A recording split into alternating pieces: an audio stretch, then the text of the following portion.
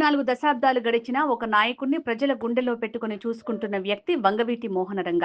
ఏ కులమైనా, ఏ మతమైనా, ఏ రాజకీయ పార్టీ అయినా ప్రజల తరపు నుంచి పోరాడిన వ్యక్తి వంగవీటి మోహనరంగ. పామర్రు ప్రాంత ప్రజలతో ఆయనకు ఎంతో సన్నిహిత సంబంధాలున్నాయి.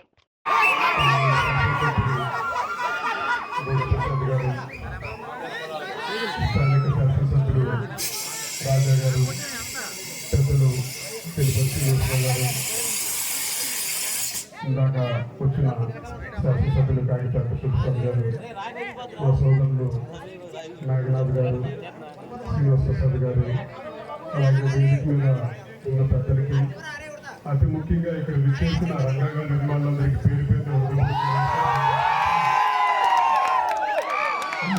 దశాబ్దాలైనా సరే ఒక నాయకుడిని గుండెల్లో చూపిస్తున్నారని చెప్పంటే అది ఒక కీర్తిశేషులు వంగవీటి మోహనరంగ గారు చెప్పని సకాలంగా చెప్పుకుంటారు. ప్రజల తరపు నుంచి పోరాడితే ఏ ప్రాంతమైనా సరే, ఏ కులమైనా సరే, ఏ పార్టీ అయినా సరే ప్రజలు ఎల్లప్పటికీ ఆదరిస్తారని చెప్పని ఒక నిదర్శనమైన రూపం ఎవరని చెప్పంటే ఒక కీర్తిశేషులు వంగవీటి మోహనరంగ గారు. ఆయన మీద అభిమానులు దాన్ని చెప్తా ఉన్నారు. ఈ ప్రాంతానికి రంగా గారికి ఎంతో సన్నిహిత సంబంధాలు ఉన్నాయి. ఎందుకని చెప్పండి, ఇప్పుడు కష్టం వచ్చినా సరే ఇక్కడ పవన్ గారు చెప్పేవాళ్ళు, వాళ్ళ కుటుంబ సభ్యులందరూ ఎప్పటి నుంచో కలిసికట్టుగా ప్రయాణం చేశారు. ఇవాళ ప్రభుత్వం ఏర్పడిన తర్వాత మీరు చూపించిన అభిమానం, అండదండలు, మీ పోరాటానికి అందరూ మీ వేదిక మీద నుంచి సగర్వంగా మాట్లాడుతూ ఉన్నాం. అన్నిటికన్నా ఇచ్చే గౌరవం ఏంటంటే తప్పకుండా ఈ స్థానిక శాసనసభ్యులు కానీ, పల్లెటూరు శాసనసభ్యులు కానీ రంగా గారి అభిమానం చెప్పంటే మీకు ఏ సమస్యకైనా తోడుగా నిలుచుంటారు. మిగతా అన్నీ ఏదైనా సరే ఇది శాశ్వతం కాదు.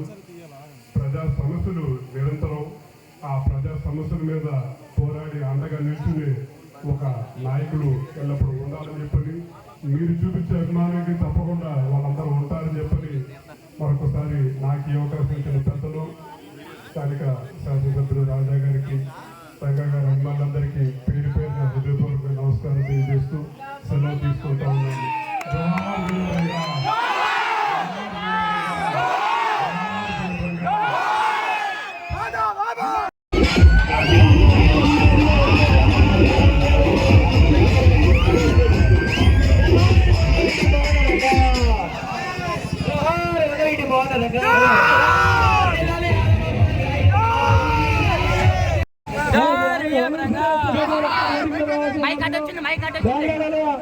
మీరు కూడా ఒకసారి సైడ్ మీద రావాలి. తెలుగు శ్రీనివాస్ గారు విగ్రహావిష్కరణకు రావాలి.